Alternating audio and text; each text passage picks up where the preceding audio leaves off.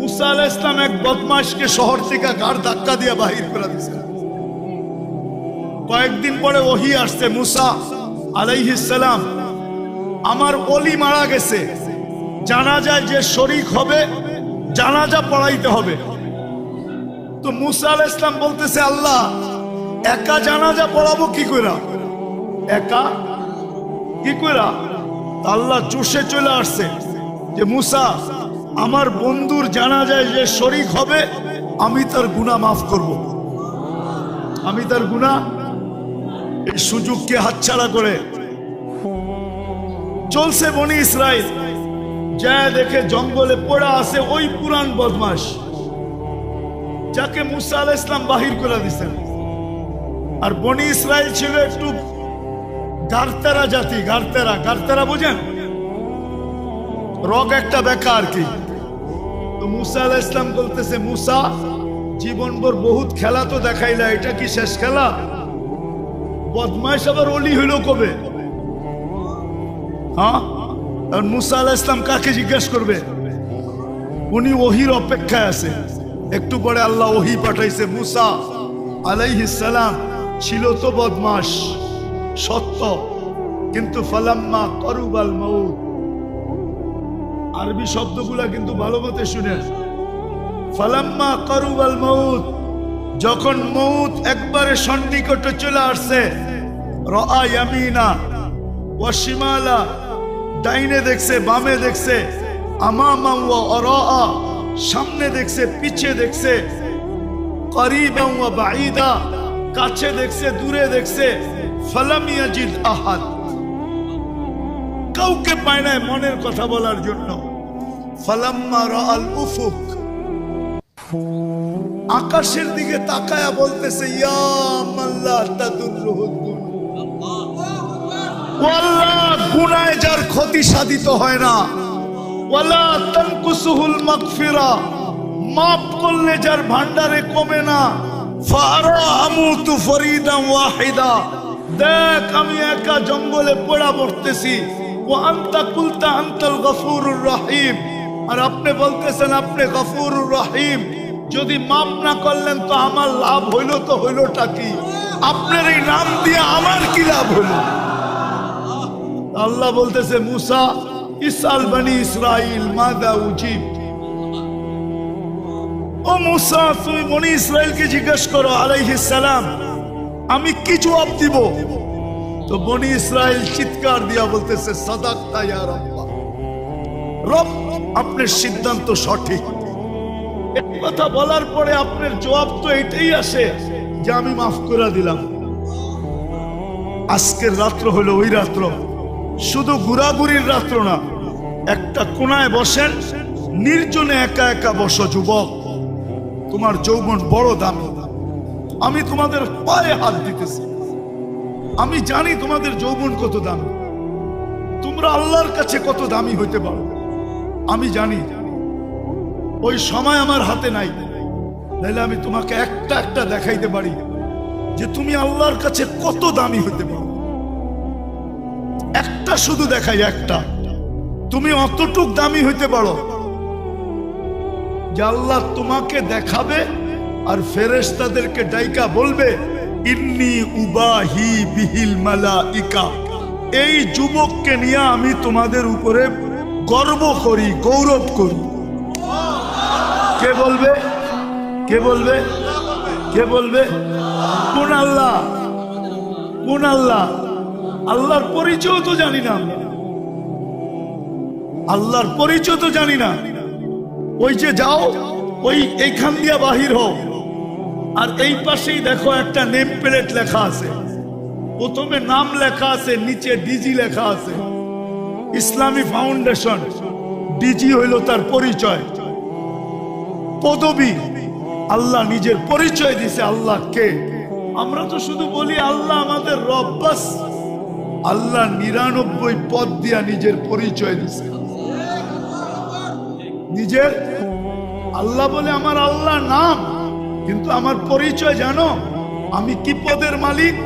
আমি রহমান, আমি রহিম, আমি মালিক, আমি কুদ্দুস, আমি সালাম, আমি মুমিন, আমি মুহাইমিন, আমি আজিজ, আমি জব্বার, আমি মুতাকাব্বিরুল খালিকুল বারিউল মুসাব্বিরুল গফফারুল কাহ্হারুল ওয়াহ্হাবুর রাজ্জাকুল ফাত্তাহুল আলিমুল কাবিদুল বাসিতুল খাফিদুল রাফিউল মুইজ্জুল মুদিল্লুস সামিউল বাসিরুল হাকামুল আদলুল লতীফুল খবীরুল হালিমুল আযীমুল গফুরুশ শাকুরুল আলিকুল কবীরুল হাফিজুল মুকিতুল হাসিবুল জলিলুল করিমুর রকিবুল মুজিবুল ওয়াসি আল হাকিমুল ওয়াদুদুল মজিদুল বাঈসুশ শহীদুল হকুল ওয়াকিলুল কবিকুল মতিনুল ওয়ালিকুল হামিদুল মুসি আল মুবদি আল মুঈদ আল মুহয়ি আল মুমিত الحي القيوم الواجد الماجد الواحد الأحد الصمد القادر المقتدر المقدم المؤخر الأول والآخر الظاهر والباطن الوالي المتوالي البر التواب المنتقم العفو الرؤوف مالك الملك ذا الجلال والإكرام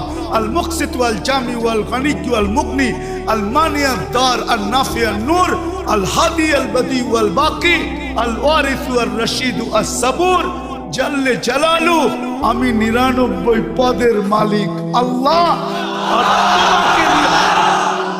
আর তোমাকে নিয়ে করি আমি গৌরব হায় হায় হায় হায় সামান্য পদস্থ মানুষের নৈকট্য পাইলে সামান্য পদস্থ মানুষের নৈকট্য পাইলে মাটি দিয়ে হাঁটতে চায় না হ্যাঁ মাটি দিয়া হাঁটতে খুশির অন্ত থাকে না গৌরবের অন্ত থাকে না ঠিক না কি বলেন এমনকি ভিজিটিং কার্ড বানাইতে দেরি করে না ও যুবক তুমি আল্লাহর কাছে গৌরবময় হবে দেখেন শাহজালাল রহমতুল্লাহ আলাইহির কাছে কিন্তু কিছুই ছিল না শুধু একটা জায়নামাজ ছিল কি ছিল কোনো তীর ছিল না তলোয়ার ছিল না ডাল ছিল না সরকি ছিল না কোনো বোম ছিল না টোম ছিল না কিন্তু উনি সিলেট বিজয় করছেন না করেন না কি দিয়া শুধু জায়নামাজ শুধু জায়নামাজটাই হইল আত্মশুদ্ধির রং আর কালারের বিস্ফোরক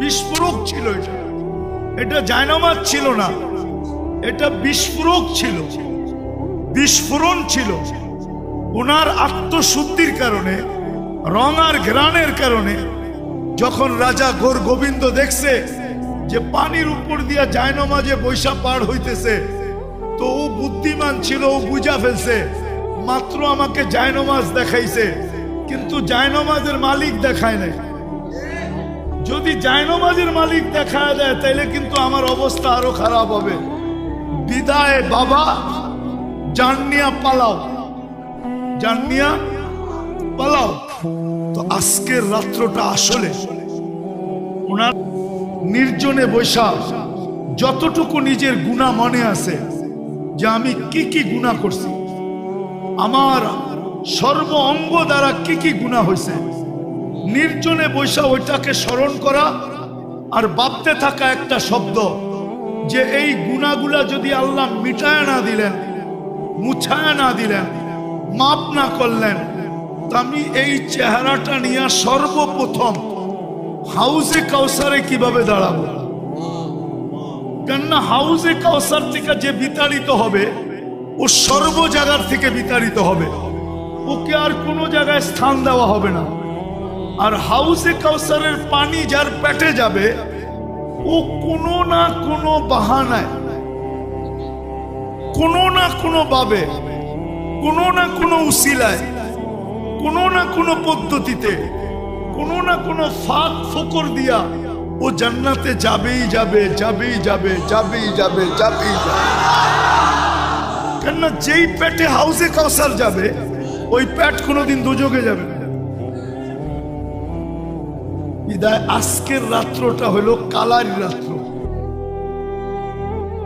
ভিতরে রং বসানের রাত্র আর এটার জন্য পদ্ধতি হলো নির্জনে বসো মাথা দুইটা হাঁটুর নিচে হাঁটুর ভিতরে ঢুকায় দাও একটা কাহিনী মনে উঠলো যদিও আমি কাহিনীতে অভ্যস্ত না কিন্তু প্রসিদ্ধ কাহিনী যদি প্রসিদ্ধ না হইতো তাহলে বলতাম না মসজিদে নববীতে নাকি হাদিসের দর্শ হইতেছিল। তো বহু দূর এক যুবক দুই হাঁটুর ভিতরে মাথা ঢুকায়া বসা আছে।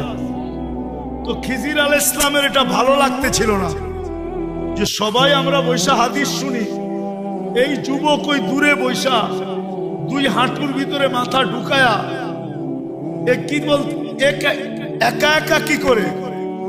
তো যায়া মাথার উপরে হাত দিয়া বলতেছে, ওই যুবক, সবাই তো হাদিস শুনে, তুমি একা একা কি করো? তো যুবক বড় কষ্টে মাথাটা বাহির করছে, বাইর করে একটু বেঁকা করে চেহারাটা দেখা বলতেছে, সবাই আব্দুল হকের থেকে শুনে, আমি ডাইরেক্ট হকের থেকে শুনতেছি। আব্দুল হক মানে হকের বান্দা। তো খিজির আলাইহিস সালাম ভাবতেছে বয়স তো কম মনে হয়, কিন্তু কথা তো অনেক বড় বলে ফেলছে, পরে আরেকটু বাজায় দেখি। তো বলতেছে, ওই যুবক, তুই যে এত বড় কথা বললি, বলতো আমি কে? আবার মাথাটা কষ্ট করে বাহির করে বলছে, খিজির, বেশি বিরক্ত যদি করো তাইলে ল্যাংটা করে ফেলবো।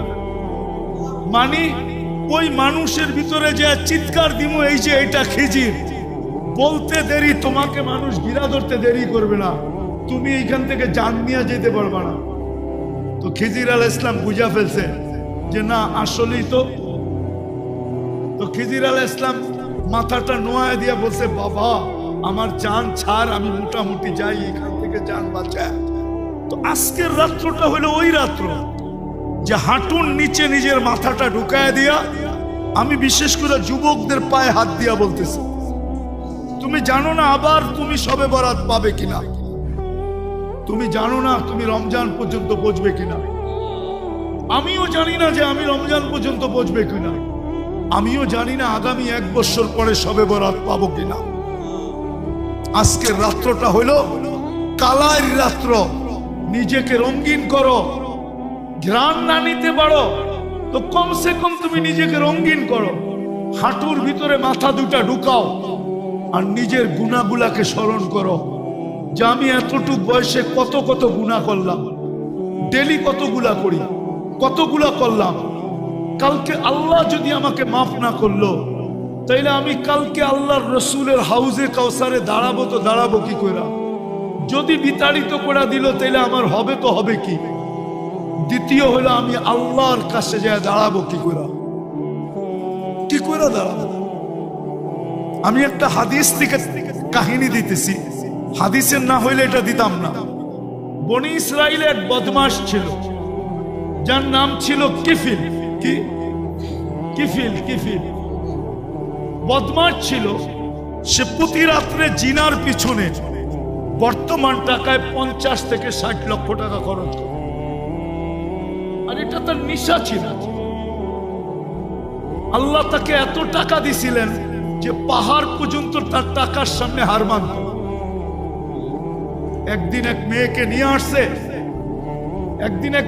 নিয়ে আসছে, তো কামরার ভিতরে ঢুকায় বলতেছে, আমি প্রস্তুতি নিয়ে আসতেছি। যখন নিয়ে আসছে প্রস্তুতি, তো দেখে মেয়ে অজরে কাঁদতেছে। তো বলতেছে, ওই মেয়ে, কাঁদিস কেন? আমি তো তোকে টাকা দিয়ে নিয়ে আসলাম, তুই নিজেই আমার হাতে ধরা দিলি, আমি তো তোকে জোর করে আনি নাই। তো মেয়ে বলতেছিল, শোন কিফিল, আমি বাজারি মেয়ে না, আর এটা আমার পেশাও না, যে কোনো বিপদের কারণে আমি তোর হাতে ধরা দিতে বাধ্য হয়েছি। কিন্তু কাঁদি কেন জানিস? কালকে এই চেহারাটা আল্লাহকে কি করে দেখাবো? এতটুকু কথা তীর মারলে মনে হয় কিফিলের দিলে এত জোরে লাগতো না। এতটুকু কথা এত জোরে লাগছে, কিফিল একটা চিৎকার দিয়ে মাটিতে পড়ে গেছে। বলছে, বোন, একদিনে তোর এই অবস্থা, এখন পর্যন্ত কর্ম তো ঘটে নাই। নিয়ে আসছি বটে, কর্ম তো ঘটে নাই, তাই তোর এই অবস্থা, কালকে আমার কি হবে? সে একটা চিৎকার দিয়ে মাটিতে পড়ে গেছে আর বলছে, বোন, তোর কথা তীরের চেয়ে বেশি আমার দিলে লাগছে। আমি হাত তো দূরের কথা, তোর গায়ে আঙ্গুলও দিব না, টাকার থৈলি তোকে দিয়া দিলাম, কিন্তু একটা অনুরোধ করতে ভুলবো না। বলছে, সেই অনুরোধ কি? বলছে তুই চোখের পানি দিয়ে আল্লাহকে একটু বলে দে না যে আল্লাহ যেন আমার তওবাটা কবুল করে। আমি তওবা করলাম। ওই রাত্রেই কিফিল মারা গেছেন। সোনালী অক্ষরে দরজায় লেখা উঠছে বা ওই জমানার নবীর কাছে পয়গাম আসছে, কদ গফার আল্লাহু লিকিফলিন, আল্লাহ কিফিলকে মাফ করে দিছে। আজকের রাত্রটা হলো ওই রঙিন করার রাত্র, নিজেকে রঙিন করার। কসম খোদা, হাঁটুর ভিতরে মাথা ঢুকাও আর ভাবতে থাকো কতটুকু গুনাহ হলো। হইতে পারে তিনটার যে কোনো একটা ঘটতে পারে তোমার সাথে। ভাবতে ভাবতে ভাবতে ভাবতে যে আমি কালকে আল্লাহ আল্লাহ রসুলকে এই চেহারাটা কি করে দেখাবো। হইতে পারে তোমার অগোচরে এখানে একটু পানিও জমতে পারে। হইতে পারে তোমার অগোচরে এক ফোঁটা পানি গাল পর্যন্ত আসতে পারে। হইতে পারে তোমার ভিতর থেকে একটা চিৎকার বাহির হতে পারে যে আল্লাহ, আয় আল্লাহ, বরকতের রাত্রি, রহমতের রাত্রি, 13 নাম বিশিষ্ট রাত্রি, আয় আল্লাহ, আয় আল্লাহ, আপনি আমাকে মাফ। 7 কসমের পরে আল্লাহ বলছেন আমার কাছে তোমাদের কাছে যেরকম প্রথমে তালাশ করো, রঙও লাগবে, গ্রানও লাগবে, কিন্তু রং আর গ্রানওয়ালা মার্কেট আউট, কোথাও পাওয়া যায় না। এখন যুবক তালাশ করতেছে যে একটা রং আলা হইলেও চলবে, নাইলে কিন্তু জুতার বাড়ি, নাইলে কিন্তু গেলেই তো জুতা দেখাবে, ঠিক না? মনে হয় বুঝাইতে পারি না।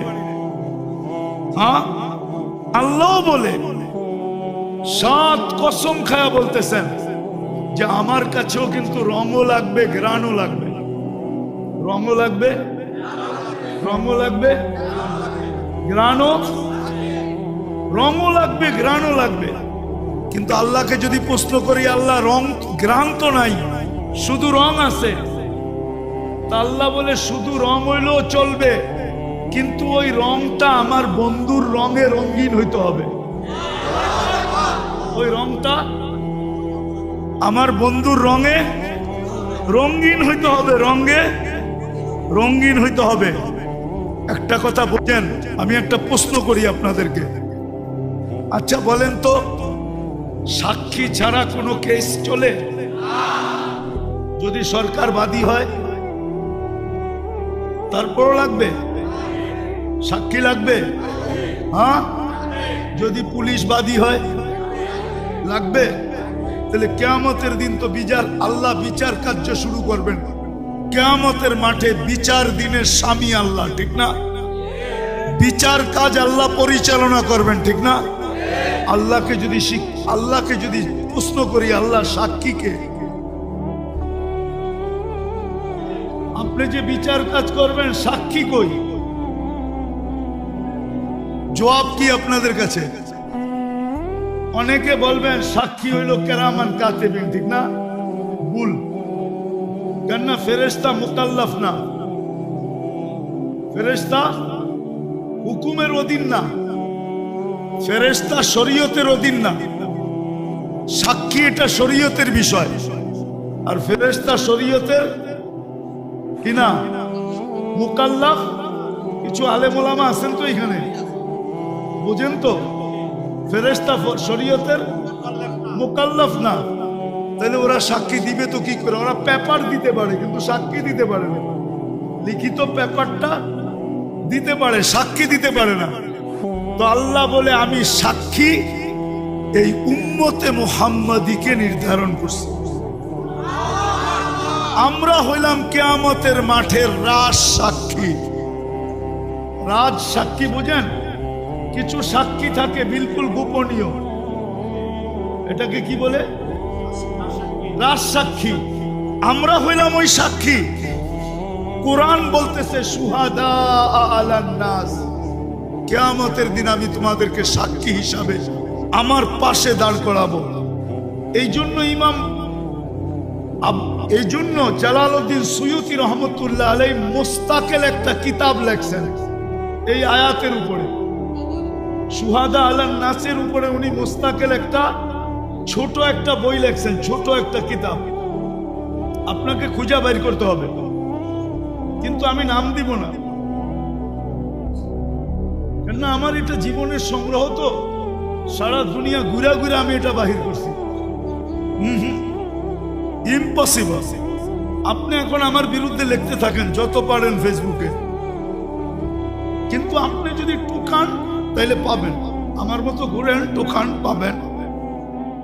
কেননা আমি তো রত্ন কুড়াইয়া নিয়ে আসছি সমুদ্রের তলদেশ থেকে, আর আপনি বাইতুল মুকাররম আমার পাশে বই রত্ন নিয়ে যাবেন, এত সহজ। আমি এত কাঁচা মাছ খাই না, ফ্রাই করি, তারপরে পাকাই, তারপরে খাই, ডাবল পাকায় খাই। তো যেটা বুঝাইতেছিলাম, আমরা সাক্ষী কিয়ামতের দিন। এটার উপরে জালালউদ্দিন সুয়ুতী রহমতুল্লাহ আলাইহি মুস্তাকিল কিতাব লেখছেন, শুধু এতটুক শব্দ দিয়ে, সুহাদা আলান নাস। তারপরে উনি দলিল নিয়ে আসছেন, শত দলিল আনছেন, উনি লেখছেন। তো যেটা বুঝাইতেছিলাম, আমি শেষ জায়গায় চলে আসছি, 1:30 বাজতে চলছে। আল্লাহ আমাদেরকে গ্রহণ করবেন রং দেখা আর ঘ্রাণ দেখা। যেমন আল্লাহ রাসূল সাল্লাল্লাহু আলাইহি ওয়াসাল্লাম বলছেন যে আমার প্রশংসা এতটুকু করো না, আমার প্রশংসা এতটুকু করতে করতে করতে করতে আমাকে আল্লাহ পর্যন্ত নিয়ে যেও না। এই জন্য উনি বলছেন লা তাজআল কবরি ওয়াসানা, আমার কবরকে কিন্তু মূর্তি বানাও না। লা তাজআলনি কবরান কবরি ইউবাদ, আমার কবরকে পূজার জায়গা বানাও না। অনেক কথা বলছেন, মেরে হাত সে মেরা রুতবা না বাড়ানা, বাড়াকর বহুত তুম না মুঝকো ঘটানা। আমাকে যতটুকু আল্লাহ স্থান দিছেন ওই পর্যন্ত রাখো, আর চেয়ে উপরে নিয়ে যাও না। উপরে নিয়ে গেলে দেখা যাবে আমার মর্যাদা বাড়ানো হয় নাই, বরং আমার মর্যাদাকে তোমরা কমায়া দিছো। আসলে আমাদের ভিতরেও কিছু লোক আছে যারা এই রজনীটাকে এতটুকু বাড়ায়া দিছে, বাড়াইতে বাড়াইতে বাড়াইতে বাড়াইতে বাড়াইতে বাড়াইতে এত কিছু এটার ভিতরে ঢুকায়া দিছে যে এখন কিছু লোক আঙ্গুল উঠানো শুরু করছে। সুযোগ পাইছে বা উচিতও ছিল, কি উচিত ছিল, কিন্তু উচিত কাজ করতে যায় আঙ্গুল উঠাইতে যায়, এটাই বলতেছে, আঙ্গুল উঠাইতে যায় এত দূর উঠায়া দিছে। আল্লাহ তোমাকে নিয়ে গৌরব করবে, এই জন্য পায়ে হাত রাখি।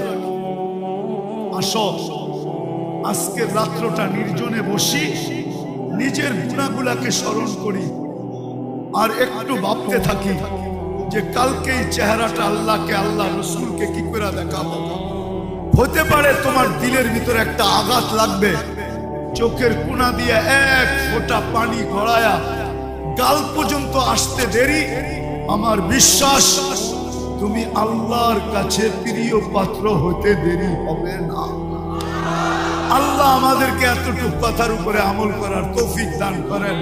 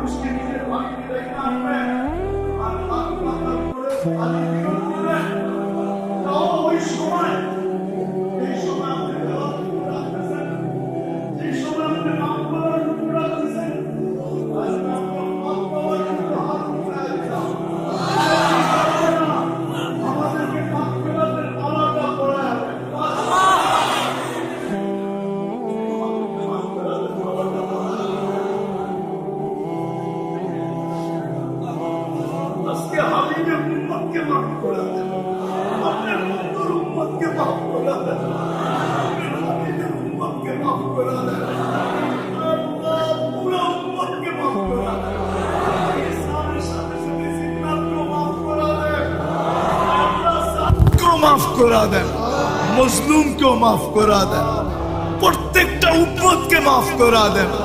আয় আল্লাহ, যে নিজেকে উম্মত বলে মনে মনে ভাবে, প্রকাশ করুক আর না করুক, ওকেও মাফ করে দেন।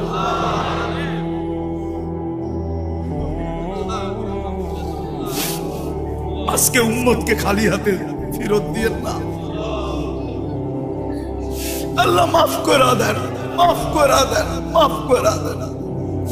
مغفرتك أوسع من ذنوبنا رحمتك أرجى عندنا من أعمالنا مغفرتك أوسع من ذنوبنا رحمتك أرجى عندنا من أعمالنا مغفرتك أوسع من ذنوبنا رحمتك أرجى عندنا من أعمالنا يا من لا تضره الذنوب ولا تنفع ولا تنقصه المغفرة আল্লাহ দেখেন আমরা হাত উঠায় বসে আছি, মাগফিরাত চাইতেছি, মাফ চাইতেছি, আর আপনি বলতেছেন আনতাল গফুরুর রহিম। তাইলে আমাদের জন্য লাভ হবে তো হবেটা। সাথে সাথে সমস্ত মুর্দে গানকে মাফ করা দেন। এই মাটির নিচে উম্মতে মুহাম্মাদি যারা বরাবর ঈমান নিয়ে যারা শুয়ে আছে সবাইকে মাফ করা দেন। আয় আল্লাহ, আমাদের আত্মীয় স্বজন যারা কবরে শুয়ে আছে সবাইকে মাফ করা দেন। আয় আল্লাহ, আয় আল্লাহ, আয় আল্লাহ, ফাউন্ডেশনের কর্মকর্তা প্রতিষ্ঠাতারা সহ যারাই দুনিয়ার থেকে চলে গেছে ইসলামে ফাউন্ডেশনের খেদমত করতে করতে, আয় আল্লাহ সবাইকে আপনি মাগফিরাতের চাদর দিয়ে ঢাকেন। আয় আল্লাহ, এই ফাউন্ডেশন থেকে আপনি আরো দিনের কাজ নিয়ে আনেন, আরো দিনের কাজ নিয়ে আনেন, আরো দিনের কাজ নিয়ে আনেন। আয় আল্লাহ, এদের যদি কোনো প্রয়োজন থাকে, এদের যদি কোনো প্রয়োজন থাকে, আয় আল্লাহ আপনি কুদরত দ্বারা ওই প্রয়োজনগুলা ফাউন্ডেশনের মিঠায় আনেন।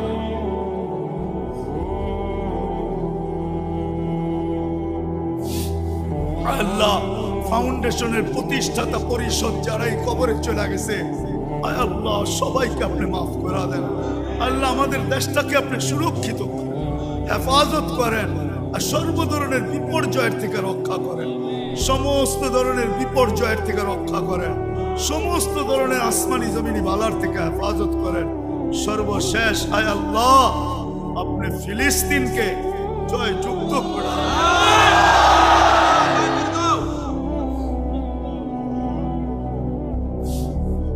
আল্লাহ, এনালক হাতি নিয়ে আসছে, আপনি আবাবিলকে পাথর দিয়া পাউডার বানানোর জন্য পাঠায়া দিছেন। আজকে তো দুশ্মনরা ডিজিটাল হাতি নিয়ে আসছে, সুপার ডিজিটাল হাতি নিয়ে আসছে। আপনার ঘর ভাঙবে, ওইখানে দাজ্জালের জন্য মন্দির বানাবে। আয় আল্লাহ, আপনি কবে আবাবিলকে পাঠাবেন এই ডিজিটাল হাতিকে আবার একটু পাউডার বানায় দুনিয়াকে দেখায়? আমাদের গুনার দিকে দেখলে আপনি পাঠাবেন না জানি, কিন্তু আপনি আমাদের গুনার দিকে দেখেন না। আমরা আপনার বন্ধুর উম্মত, শুধু এতটুকু দেখেন।